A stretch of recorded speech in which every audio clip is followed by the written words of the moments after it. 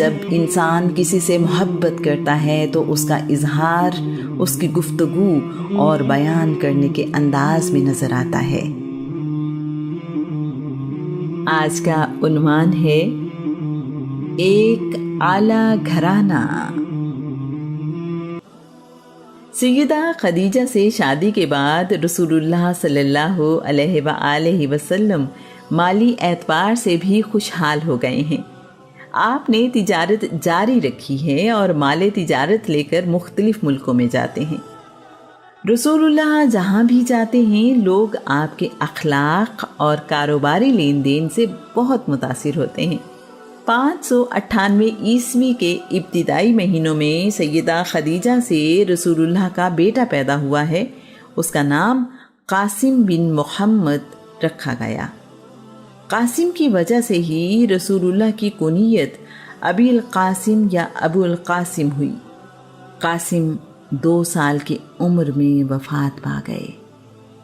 598 عیسوی کے آخری مہینوں میں رسول اللہ کے گھر بیٹی پیدا ہوئی۔ اس کا نام زینب بنت محمد رکھا گیا۔ سیدہ زینب کی شادی کم عمری میں ہی کر دی گئی۔ اس زمانے میں چھوٹی عمر میں شادی عام ہے۔ سیدہ زینب کی شادی ان کی خالہ ہالہ بنت خویلد کے بیٹے ابی العاص بن ربیع سے ہوئی۔ شادی کے موقع پر سیدہ خدیجہ نے یمنی عقیق سے بنا ہوا ہار سیدہ زینب کو تحفے میں دیا۔ ابی العاص اور سیدہ زینب کا تعلق ہمیشہ ہی بہت اچھا رہا۔ رسول اللہ نے اعلان نبوت کیا تو سیدہ زینب رسول اللہ پر ایمان لے آئیں۔ سیدہ زینب کی عمر اس وقت 11 سال تھی اور آپ کی شادی اعلان نبوت سے پہلے ہو چکی تھی۔ ابی العاص اس وقت تک ایمان نہیں لائے۔ قریش نے مسلمانوں پر ظلم و ستم شروع کیا تو انہوں نے ابی العاص پر دباؤ ڈالا کہ وہ سیدہ زینب کو طلاق دے دیں۔ ابی العاص نے ایسا کرنے سے نہ صرف انکار کر دیا بلکہ ان کا رویہ سیدہ زینب سے پہلے کی طرح بہت اچھا رہا۔ رسول اللہ ہمیشہ ابی العاص کے طرز عمل کی تعریف کرتے رہے۔ سیدہ زینب نے 629 عیسوی میں 30 سال کی عمر میں وفات پائی۔ 601 عیسوی میں اللہ کریم نے رسول اللہ کو ایک اور بیٹی عطا فرمائی۔ اس کا نام رقیہ بنت محمد رکھا گیا۔ اعلان نبوت سے پہلے سیدہ رقیہ کا نکاح عتبہ بن ابو لہب سے ہوا لیکن رخصتی نہیں ہوئی تھی۔ سیدہ رقیہ اعلان نبوت کے ابتدائی دنوں میں ہی اسلام لے آئیں۔ ابو لہب اور اس کی بیوی نے اپنے بیٹے عتبہ کو کہا کہ محمد کی بیٹی کو طلاق دے دو۔ عتبہ نے ایسا ہی کیا۔ اس واقعے کے کچھ عرصے کے بعد عثمان بن عفان یعنی عثمان غنی ایمان لے آئے۔ رسول اللہ نے سیدہ رقیہ کا نکاح عثمان سے کر دیا۔ سیدہ نے عثمان کے ساتھ پہلے حبشہ کی طرف اور پھر مدینہ منورہ کی طرف ہجرت کی۔ ان دونوں کو صاحب الہجرتین یعنی 2 ہجرتوں والے کہا جاتا ہے۔ رسول اللہ مدینہ منورہ ہجرت کے بعد قریش مکہ اور مسلمانوں کے درمیان لڑی گئی پہلی جنگ غزوہ بدر سے واپس مدینے پہنچے تو سیدہ رقیہ وفات پا چکی تھی۔ سیدہ نے 24 سال کی عمر میں وفات پائی۔ سیدہ رقیہ اور عثمان میں اس قدر محبت تھی کہ لوگ کہا کرتے تھے عثمان اور رقیہ سے بہتر میاں بیوی کسی انسان نے نہیں دیکھے۔ 603 عیسوی میں سیدہ خدیجہ سے رسول اللہ کی تیسری بیٹی پیدا ہوئی۔ ان کا نام ام کلثوم بنت محمد رکھا گیا۔ اعلان نبوت سے قبل ام کلثوم کا نکاح عتیبہ بن ابو لہب سے کیا گیا۔ یہ نکاح اور سیدہ رقیہ کا عتبہ بن ابو لہب سے نکاح ابو لہب کی درخواست پر ہوا۔ اعلان نبوت سے پہلے ابو لہب رسول اللہ سے بہت پیار کرتا تھا۔ دشمنی تو اس وقت شروع ہوئی جب رسول اللہ نے اللہ کے ایک ہونے اور تمام انسانوں کے برابر ہونے کا اعلان کر کے ان لوگوں کے دین کی حقیقت بتائی۔ ابو لہب اور اس کی بیوی ام جمیل کے کہنے پر عتیبہ نے بھی سیدہ ام کلثوم کو طلاق دے دی۔ عتبہ نے رقیہ اور عتیبہ نے ام کلثوم کو ایک ہی وقت میں طلاق دی۔ ابو لہب اور اس کے خاندان نے رسول اللہ کو تکلیف دینے کے لیے ایسا کیا۔ دیکھا جائے تو ماں باپ کے لیے ایک ہی وقت میں 2 بیٹیوں کی طلاق کتنی تکلیف کا باعث بنتی ہے۔ سیدہ رقیہ کی وفات کے بعد رسول اللہ نے سیدہ ام کلثوم کا نکاح عثمان بن عفان سے کر دیا۔ نکاح کے موقع پر رسول اللہ نے عثمان سے کہا، جبریل امین اللہ کریم کا پیغام لائے ہیں کہ میں اپنی بیٹی ام کلثوم کا نکاح اسی مہر پر جو رقیہ کے نکاح کے لیے مقرر تھا تمہارے نکاح میں دے دوں۔ عثمان کو یہ عزت حاصل ہوئی کہ رسول اللہ کی 2 بیٹیاں آپ کے نکاح میں آئیں۔ اسی وجہ سے عثمان کو ذوالنورین یعنی 2 نوروں والا کہا جاتا ہے۔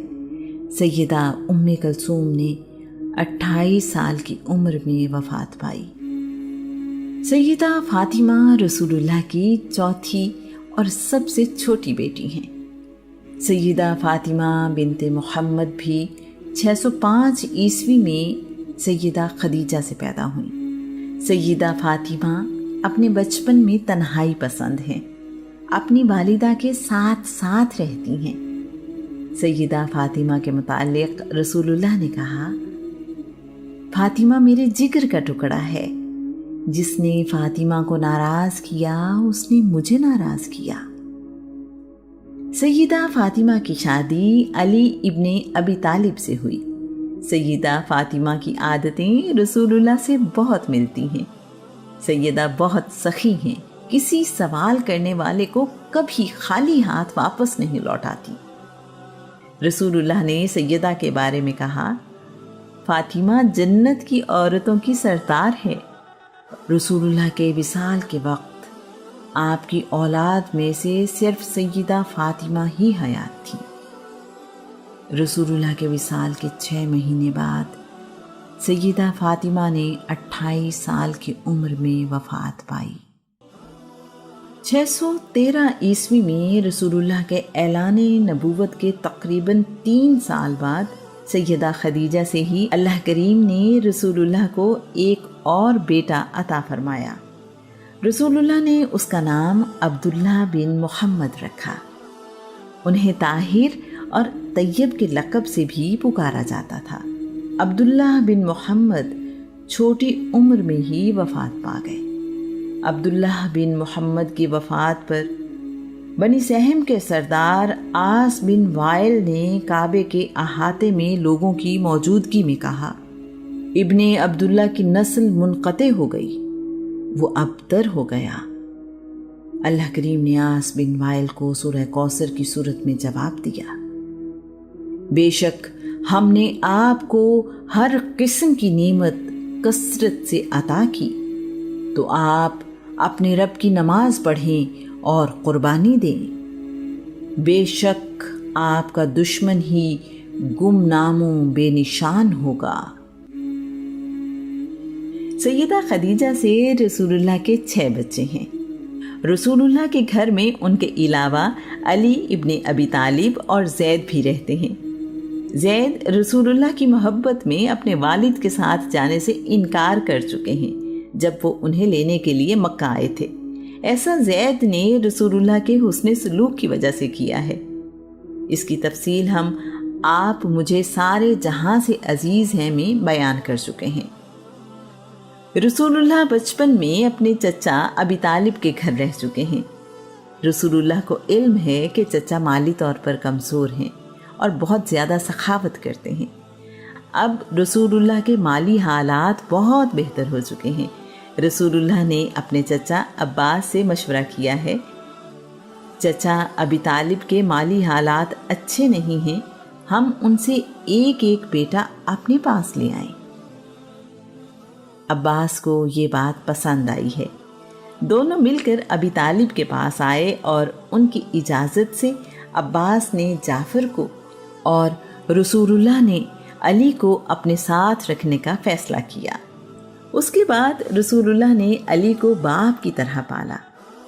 جب عبداللہ بن محمد کی وفات ہوئی تو ان کی جگہ رسول اللہ کے گھر میں علی بن ابی طالب نے لے لی۔ یہ سعادت علی اور زید کو ملی ہے کہ وہ رسول اللہ کے گھر میں رہتے ہیں اور وہیں سے تربیت حاصل کی ہے۔ رسول اللہ کی کنیز برکہ کی شادی عبید بن یزید سے ہو چکی ہے۔ اب وہ یثرب میں رہتی ہیں۔ ان کا ایک بیٹا ایمن بن عبید ہے۔ ان کے شوہر کا انتقال ہوا تو واپس مکہ آ گئی ہیں اور اپنے شوق سے رسول اللہ کے گھر رہنے لگی ہیں۔ رسول اللہ نے برکہ کا نکاح زید بن حارثہ سے کروا دیا ہے۔ برکہ ایک بار پھر رسول اللہ کی خدمت میں ہیں اور آپ کے گھر کا ایک فرد بھی۔ ان تمام لوگوں کے ملنے سے ایک اعلیٰ گھرانہ وجود میں آیا ہے۔ تاریخ ان سب لوگوں کی عظمت کی گواہ ہے۔ رسول اللہ کے بیٹے ابراہیم کو دودھ پلانے کے لیے ابو یوسف لوہار کی بیوی کو دایا مقرر کیا گیا۔ رسول اللہ اپنے بیٹے سے ملنے جایا کرتے۔ اس گھر میں جہاں دھواں ہوتا بغیر کسی شکایت کے بیٹھتے اور گود میں لے کر ابراہیم کو پیار کرتے تھے۔ ابراہیم کی وفات ہوئی تو رسول اللہ کی آنکھوں میں آنسو تھے۔ ام ایمن چیخ چیخ کر رو رہی تھی۔ رسول اللہ نے انہیں منع کیا تو ام ایمن نے کہا، آپ بھی تو رو رہے ہیں۔ رسول اللہ نے کہا، ایسے رونے سے منع کیا گیا ہے جیسے تم رو رہی ہو۔ چیخو پکار کے بغیر رونا اللہ کی رحمت ہے۔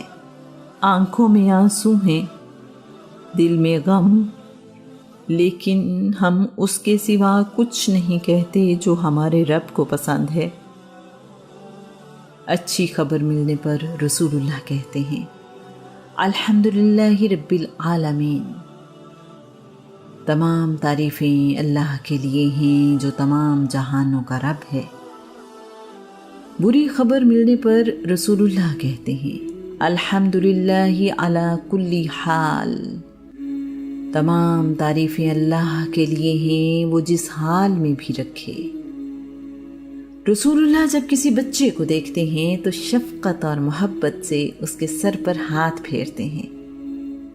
آج بھی بزرگ رسول اللہ کی عادت اپناتے ہوئے بچوں کے سر پر ہاتھ پھیر کر پیار دیتے ہیں۔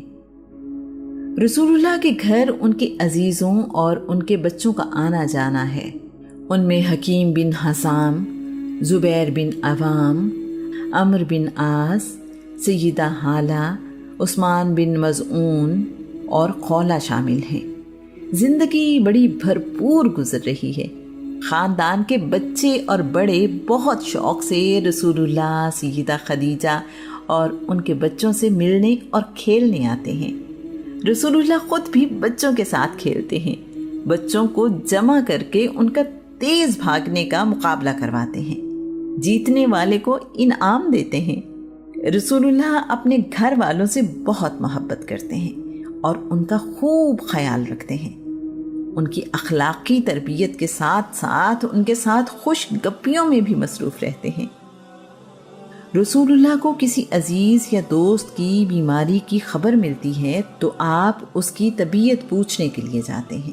اس کام کے لیے کوئی دن یا وقت مقرر نہیں ہے۔ جب بھی اطلاع ملتی ہے اور رسول اللہ وقت نکال پاتے ہیں تو خیریت پوچھنے چلے جاتے ہیں۔ رسول اللہ اپنے غیر مسلم رشتہ داروں، عزیزوں اور دوستوں کی بھی بیمار پرسی کرتے ہیں۔ بیمار کے سرہانے بیٹھ کر پوچھتے ہیں، تمہاری طبیعت کیسی ہے؟ بیمار کی پیشانی اور نبض پر ہاتھ رکھتے ہیں۔ بیمار کے لیے دعا مانگتے ہیں۔ بیمار سے کھانے کا پوچھتے ہیں۔ بیمار اگر کسی چیز کی خواہش کرے اور اس کے لیے نقصان دینا ہو تو منگوا کر دیتے ہیں۔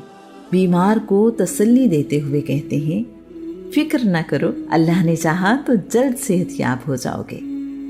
کھانے میں رسول اللہ بکری کی دستی، گردن اور پیٹھ کا گوشت شوق سے کھاتے ہیں۔ گوشت کے شوربے میں روٹی ڈبو کر کھانا رسول اللہ کو پسند ہے۔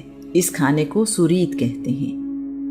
شہد، سرکہ، خربوزہ، ککڑی، لوکی، کھچڑی اور مکھن پسند ہیں۔ ککڑی نمک لگا کر اور خربوزہ شکر لگا کر بھی کھاتے ہیں۔ دودھ کے ساتھ کھجور کا استعمال بھی رسول اللہ کو پسند ہے۔ رسول اللہ کھجور کو مکھن لگا کر شوق سے کھاتے ہیں۔ میٹھا کھانا بھی پسند ہے۔ میٹھا پانی بھی شوق سے پیتے ہیں۔ کھانا کھانے سے پہلے ہاتھ دھوتے ہیں اور جوتا اتار کر کھانا کھاتے ہیں۔ اپنے لیے کھانا سیدھے ہاتھ سے لیتے اور برتن سے کھانا اپنے سامنے سے لیتے ہیں۔ کھانا لینے کے بعد اپنی دائیں طرف بیٹھے ہوئے کو کھانا دیتے ہیں۔ رسول اللہ کبھی کبھار پکا ہوا گوشت چھری سے کاٹ کر کھاتے ہیں۔ رسول اللہ اکٹھے بیٹھ کر کھانا کھانا پسند کرتے ہیں۔ کھانے کی مجلس سے اس وقت اٹھتے ہیں جب سب لوگ کھانا کھا کر فارغ ہو جائیں۔ کھانا کھانے کے بعد ہاتھ دھوتے ہیں۔ رسول اللہ نے کہا ہے، کھانا کھانے سے پہلے ہاتھ دھونا تنگ دستی کو ختم کرتا ہے، جبکہ کھانا کھانے کے بعد ہاتھ دھونا وحشت کو ختم کرتا ہے۔ رسول اللہ سونے کے لیے دائیں طرف کروٹ لیتے ہیں اور اپنا رخسار اپنے دائیں ہاتھ کی ہتھیلی پر رکھ لیتے ہیں۔ کبھی سیدھا بھی لیٹتے ہیں اور اپنا ایک پاؤں دوسرے پاؤں کے اوپر رکھ لیتے ہیں۔ ایسی تاریک جگہ پر سونا پسند نہیں کرتے جہاں روشنی نہ ہو۔ سفر پر جانے کے لیے رسول اللہ جمعرات کے دن کو زیادہ پسند کرتے ہیں۔ سفر صبح کے وقت شروع کرتے ہیں۔ اگر کہیں راستے میں رکنا پڑے تو بھی صبح ہی دوبارہ سفر شروع کرنا پسند ہے۔ راستے میں کوئی ایسا کام پڑے جس میں سب کو حصہ لینا ہو تو رسول اللہ بھی سب کے ساتھ مل کر کام کرتے ہیں۔ رسول اللہ کو تفریح پسند ہے۔ آپ کو باغ میں سیر کرنا پسند ہے۔ کبھی اکیلے اور کبھی اپنے ساتھیوں کو لے کر باغ میں جاتے ہیں۔ تالاب میں نہانا بھی رسول اللہ کو پسند ہے۔ بارش میں کبھی کبھی نہایا کرتے ہیں۔ کبھی کبھار کنویں میں پاؤں لٹکا کر بھی بیٹھتے ہیں۔ تیز بھاگنے اور تیر اندازی کے مقابلے بھی کرواتے اور خود بھی حصہ لیتے ہیں۔ شادی بیاہ کے موقع پر آپ پسند کرتے ہیں کہ بچیاں دف بجائیں اور گیت گائیں۔ ایک انصاری بچی کے نکاح کے موقع پر رسول اللہ نے سیدہ عائشہ سے کہا، تم لوگ گانے کیوں نہیں گاتی؟ انصار کو ایسے موقع پر گانا بہت پسند ہے۔ رسول اللہ کرتا اور چادر پہنتے ہیں۔ آپ نے پاجامہ دیکھا تو اسے پسند کیا۔ رسول اللہ نے آخری دنوں میں اپنے لیے پاجامہ خریدا، لیکن پہننے سے پہلے ہی آپ کا وصال ہو گیا۔ اس گھر کا حج کم و بیش ہمیشہ ہی ہوتا رہا ہے۔ کعبہ وادی مکہ میں پہاڑوں کے درمیان نشیبی جگہ پر تعمیر کیا گیا ہے۔